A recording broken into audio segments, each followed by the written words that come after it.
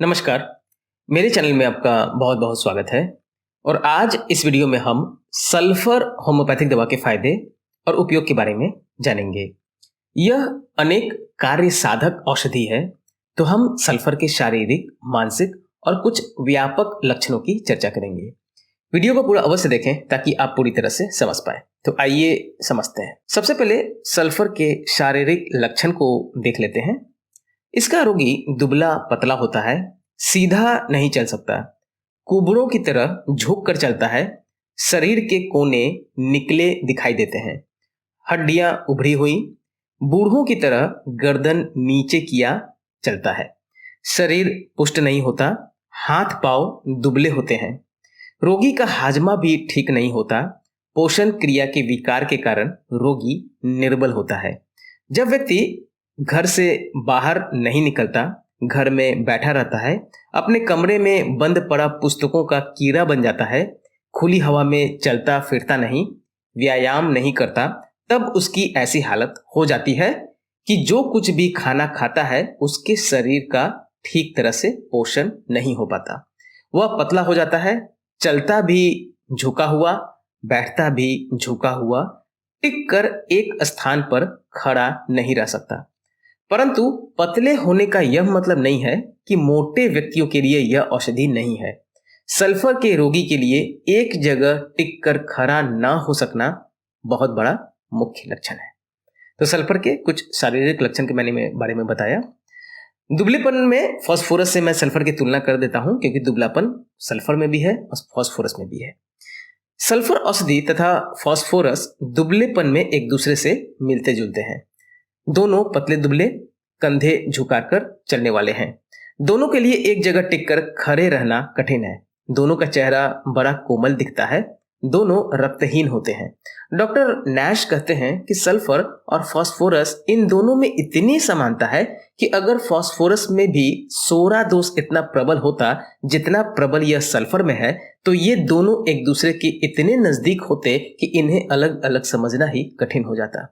फिर भी सल्फर की तेज बदबू, मैलापन, त्वचा के रोग इसे फास्फोरस से पृथक अर्थात अलग कर देते हैं। सल्फर के शारीरिक लक्षण और बेहतर से समझते हैं। ऐसा समझिए कि मैला कुचैला, बिखरे बाल, न नहाने वाला। इस रोगी का एक और भी शारीरिक रूप है जिसे देखकर झट से सल्फर का रोगी पहचाना जा सकता है। वह देखने में मैला कुचैला होता है, बाल बिखरे हुए, न जाने कब से कंघी नहीं की। चेहरा इसका लाल होता है, जरा सी बात पर चेहरे पर लाली आ जाती है। हर मौसम का प्रभाव चेहरे पर नजर आता है। चेहरा हर समय मैला दिखता है, कितना भी वह नहाए धोए मैलापन उससे नहीं छूटता। अगर रोगी बच्चा है तो माँ चाहे उसे कितनी बार भी नहला ले, ऐसा लगता है जैसे कि वह नहाया ही नहीं है। इतने बच्चे गंदे होते हैं कि नाक का जो मल होठों पर आता है, मना करने पर भी उसे वह चाट जाता है। रोगी से दुर्गंध आती है, स्नान करना पसंद नहीं करता। इस रोगी के शरीर से इतनी दुर्गंध आती है कि दूर से उसे इस दुर्गंध से पहचाना जा सकता है। यह दुर्गंध इसलिए ही नहीं आती क्योंकि वह अपने को धोता नहीं है।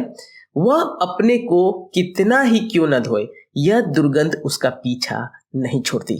केवल स्नान न करने के लक्षण पर सल्फर दे देना उचित चिकित्सा नहीं है। कई बच्चे सर्दियों में स्नान करना पसंद नहीं करते। स्नान ना करने पर सल्फर तब देना चाहिए अगर या तो व्यक्ति का स्वभाव ही गंदा रहने का है या स्नान करने से उसके रोग में वृद्धि हो जाती है। तो सल्फर के शारीरिक लक्षण के बारे में हम कुछ और समझे हैं। दुर्गंध में सोडियम से मैं तुलना कर देता हूं सल्फर की, क्योंकि दुर्गंध सोडियम में भी पाई जाती है और सल्फर में भी।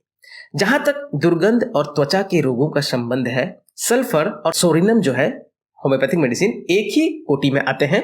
फिर भी सोडियम में त्वचा के रोग सल्फर से ज्यादा पाए जाते हैं। दुर्गंध दोनों में पाई जाती है, परंतु सोडियम अत्यंत शीत प्रधान है। गर्मी में भी वह गर्म कपड़ा ओढ़े रहता है, ठंड उसे सताती है। सल्फर का जो रोगी है प्रायः अपने मकान के दरवाजे खिड़कियां खुली रखना चाहता है। उसे मुख्य तौर पर शीत प्रधान नहीं कहा जा सकता। सल्फर मध्य तापमान का होता है। सल्फर के और शारीरिक लक्षण को देखते हैं, समझते हैं। स्वयं दुर्गंध छोड़ता है परंतु अपनी दुर्गंध को भी बर्दाश्त नहीं करता। सल्फर के मरीज दुर्गंध से परेशान हो जाता है, परंतु यह अचंभे की बात है कि सल्फर का मरीज जो बच्चा है वह नाक, आंख या अन्य अंगों से दुर्गंध युक्त स्राव को चाट जाता है। रोगी अपनी गंध से भी घिनौनापन अनुभव करता है, अपने सांस की गंध से भी उसे उबकाई आती है, अपने मल से उसे ऐसी दुर्गंध आती है कि पखाना होने के बाद भी उसे पखाने की बू हर जगह पकड़े रखती है। अर्थात उसे हर जगह पखाने की बू ऐसा महसूस होता है कि पखाने की बू आ रही है। दिन भर उसे अपने पखाने की ही बू आती रहती है। वह अपनी बगल को, अपने जननांग को कितना ही धोए उससे बदबू आती ही रहती है। ये एक और शारीरिक लक्षण है सल्फर का। अब हम लोग सल्फर के मानसिक लक्षण को समझेंगे। स्वार्थी मनोवृत्ति। इस रोगी की मनोवृत्ति अत्यंत स्वार्थमयी होती है। उसे अपने सिवाय अन्य किसी के मनोभावों का ख्याल नहीं होता।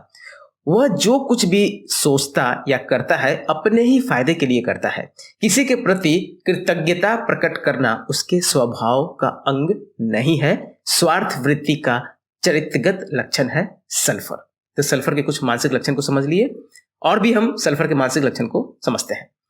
ऐसा समझें कि चीथड़ों में लिपटा दार्शनिक। हेरिंग ने सल्फर के रोगी को चीथड़ों में लिपटा दार्शनिक का नाम दिया है। दार्शनिक वैज्ञानिक दिन रात एक करके किसी प्रश्न का समाधान में जुटा रहता है। उसे कपड़ों की चिंता नहीं, कपड़े फटे पड़े हैं, सिर के बाल बढ़ गए हैं, कई दिन से हजामत नहीं की, पुस्तकों का ढेर टेबल पर अस्त व्यस्त पड़ा है, हर वस्तु बेढंगी है, परवाह नहीं की मनोवृत्ति में वह रहा करता है। उसने कपड़े कई दिनों से ना बदले हों परंतु उसे कोई चिंता नहीं होती। वह अपने को बड़ा दार्शनिक वैज्ञानिक समझता है और उसे यह सोचकर निराशा होती है कि दुनिया उसकी कद्र नहीं करती। प्रायः देखा गया है कि ऐसे बेढंगे दार्शनिक को जब सल्फर दिया जाता है तब कुछ देर बाद उसके रहने का तरीका बदल जाता है। वह हजामत करने लगता है, कपड़े साफ पहनने लगता है। कई ऐसे पागल होते हैं जो चिथरे पहनकर अपने को आलीशान समझते हैं, अत्यंत खूबसूरत। वे इसी हालत में बड़े प्रसन्न दिखते हैं, कोई चिंता नहीं, कोई फिक्र नहीं, अत्यंत हर्ष में मग्न। बदसूरती में भी उन्हें सुंदरता ही सुंदरता दिखलाई पड़ती है। और ऐसे रोगी को भी, ऐसे मानसिक चरित्र वाले रोगी को सल्फर देने से उसकी बिल्कुल चरित्र चेंज हो जाता है। सल्फर के अन्य मानसिक लक्षण को एक बार समझ लेते हैं। रोगी कुछ काम नहीं करता, निठल्ला बैठा रहता है। उसकी स्त्री सब कामकाज करती है, कपड़े धोती है और उसकी देखरेख करती है। वह समझता है कि उसकी स्त्री इसी काम के लायक है। इस रोगी में संस्कृति का कुछ अंश भी दिखलाई नहीं देता, बिल्कुल जंगली सा होता है। आर्सेनिक के शराफत पसंद रोगी से बिल्कुल उल्टा और अक्खर। अर्थात आर्सेनिक का रोगी शराफत पसंद होता है, जबकि सल्फर का मानसिक जो लक्षण है वो जैसा मैंने बताया कि निठल्लापन है, अक्खरपन है, आर्सेनिक से ठीक उल्टा। एक और लक्षण है कि जलन, हाथ पैर की जलन और तरेरे आना। इसके व्यापक लक्षणों में जलन का मुख्य स्थान है। गंधक के लिए यह प्रसिद्ध है कि नरक में गंधक लगातार जला करती है। यह बात किसी ने यूं ही नहीं कही। रोगी को सिर के भीतर, बाहर, आंखों में हर जगह जलन का अनुभव होता है। नाक से जलता हुआ पानी बहता है, चेहरे पर जलन होती है, जीभ में जलन के साथ दर्द होती है, मुंह में छाले जलते अनुभव होते हैं। गला पक जाता है परंतु साथ ही गले में जलन भी होती है। पहले गले के दाहिनी तरफ, फिर बाईं तरफ। पेट में जलन, गुदा प्रदेश में जलन के साथ भारीपन, जलते अंगारों के समान बवासीर के मस्से, बाहों में जलन, मूत्र प्रणाली में जलन, पीठ के दोनों फक स्थलियों के बीच में जलन, हाथों में जलन, पैरों में जलन, हाथ पैर की जलन, ऐसे कि रोगी हाथों तथा पैरों को ओढ़न से बाहर रखने का प्रयत्न करता है। गर्म तरेरे जैसे वृद्धावस्था में रजोधर्म के समय स्त्रियों को आया करती है। सारे शरीर की त्वचा की जलन, फोरे फुंसिया के खुजलाने पर जलन। इस औषधि में इतनी सर्वव्यापी जलन पाई जाती है कि जलन को इसका मुख्य लक्षण कहा जा सकता है। जब रोगी जलन की शिकायत करे तब सल्फर की तरफ ध्यान जाना अनिवार्य है। शरीर का प्रत्येक हिस्सा जलता है। शरीर में कहीं रक्त संचय हो जाता है इसलिए जलता है। त्वचा जलती है, सारी त्वचा नहीं जलती, कुछ हिस्सा यहाँ कुछ वहां भिन्न भिन्न स्थानों में जलन होती है। शरीर की ग्रंथियां जलती हैं, पेट, फेफड़े, आंतें, पेशाब, मूत्राशय, किसी न किसी जगह जलन पाई जाती है। तो जैसे मैंने बताया कि सल्फर में जलन कहीं ना कहीं जरूर पाई जाती है। रोग के लक्षणों का रात को बढ़ना एक सल्फर का यह भी लक्षण है। इस औषधि में रोग के लक्षणों का रात को बढ़ना विशेष रूप से पाया जाता है। रात को सांस रुकने का दौर पड़ता है। सोते सोते रोगी एकदम पूरा जाग उठता है। दोपहर को ऊंघाई आती है। शाम को सूर्य ढलने के बाद नींदासा हो जाता है, परंतु सारी रात नींद नहीं आती। सिर दर्द शाम को खाने के बाद शुरू होता है और ज्यों-ज्यों रात बढ़ती है सिर दर्द भी बढ़ता जाता है। इस दर्द के कारण वह सो नहीं सकता। सब प्रकार के दर्द रात को हुआ करते या बढ़ा करते हैं। रात को प्यास सताती है। रोगी बिस्तर में लेटता है कि खुजली शुरू हो जाती है। रात के लक्षणों का प्रकट होना या बढ़ जाना सल्फर औषधि का व्यापक लक्षण है। इस पे भी आप जरूर ध्यान दीजिएगा। एक लक्षण है कि प्रातः काल उठते ही दस्त की हाजत और दिन भर फिर ठीक रहना। इस औषधि का अपने विशेष समय बंधा होता है। यह मध्य रात्रि के बाद और सवेरे उठने के समय रोगी को परेशान करता है। प्रायः दस्त की हाजत उस समय होती है जब व्यक्ति सोकर उठने की सोच रहा होता है। दस्त की हाजत इतनी तेज होती है कि वह बिस्तर से उठकर बाथरूम को भागता है। प्रायः दस्त पतला पनीला होता है, ज्यादा भी नहीं होता, कभी कभी बहुत थोड़ा ही होता है, वेग से भी नहीं निकलता, कभी कभी इसका रंग पीला होता है। ऐसे अनेक व्यक्ति पाए जाते हैं जिन्हें सालों इस प्रकार सवेरे दस्त आने की हाजत होती है, वो इसे रोक नहीं सकते। जैसे आंख खुला वो दस्त को भागते हैं, दस्त लग जाता है, शौच लग जाता है। कभी कभी इस प्रकार के दस्तों के साथ रोगी के पेट में दर्द, ऐंठन, बेचैनी, जलन आदि शिकायतें भी होती हैं। पखाना जिस जिस स्थान को छूता है वहां वहां खड़ास होती है, जलन होती है, वह स्थान लाल हो जाता है। आगे के लक्षण को बढ़ते हैं कि एक जगह देर तक खड़े नहीं रह सकना। रोगी एक जगह देर तक खड़ा नहीं रह सकता। जब भी वह खड़ा होता है उसे बेआरामी अनुभव होती है। बैठने के लिए कुर्सी दिख जाए वह झट से बैठ जाता है। रोगी जो सल्फर का रोगी होता है, अगर कुछ देर खड़ा रहना पड़े तो उसकी तबीयत घबरा जाती है। खड़े रहने पर उसका मन डमाडोल हो जाता है, दिल घबराने लगता है, चक्कर आने लगता है, पेट में, आंतों में, पैर की नाड़ियों में भारीपन अनुभव होने लगता है। स्त्रियों के पेडों में बोझ लगने लगता है। या तो व्यक्ति जगह ढूंढकर बैठ जाता है या टहलने लगता है। खड़ा किसी हालत में नहीं रह सकता। चलने में उसे दिक्कत नहीं होती, परंतु देर तक खड़ा रहने में उसे परेशानी हो जाती है। तो ये भी सल्फर का लक्षण है कि वह ज्यादा देर तक खड़ा नहीं रह सकता। सल्फर का रोगी स्नायु प्रधान होता है। इस औषधि के रोगी देर तक एक जगह खड़ा नहीं रह सकता। इसका मुख्य कारण यह है कि वह स्नायु प्रधान होता है, उत्तेजित होता है। चिकित्सक नहीं समझा कि रोगी स्नायु प्रधान है, परंतु वास्तव में सल्फर का रोगी स्नायु प्रधान होता है, उत्तेजित होता है। जरा से शोर शराबे से चौंक उठता है। सोते हुए भी आवाज हो जाए तो चौंक कर ऐसे उठता है मानो तोप की आवाज सुनी हो। पानी अधिक, खाना कम। इस औषधि के संक्षिप्त सूत्रों का निर्माण करते हुए किसी लेखक ने लिखा है कि पानी अधिक, खाता कम है, यानी पानी ज्यादा पिएगा, खाएगा कम। रोगी कहता है कि उसे भूख लगी है, परंतु जब खाने को बैठता है तब खाया नहीं जाता। बहुत साधारण सा खाना खा सकता है, अत्यंत हल्के पदार्थ। इस प्रकार के एक सूत्र के लक्षण पर हम भरोसा नहीं करना चाहिए, परंतु यह लक्षण है कि पानी अधिक, खाना कम। कुत्ते की नींद सोना, बार बार नींद टूटना या प्रातः 3 बजे तक ही सो सकना।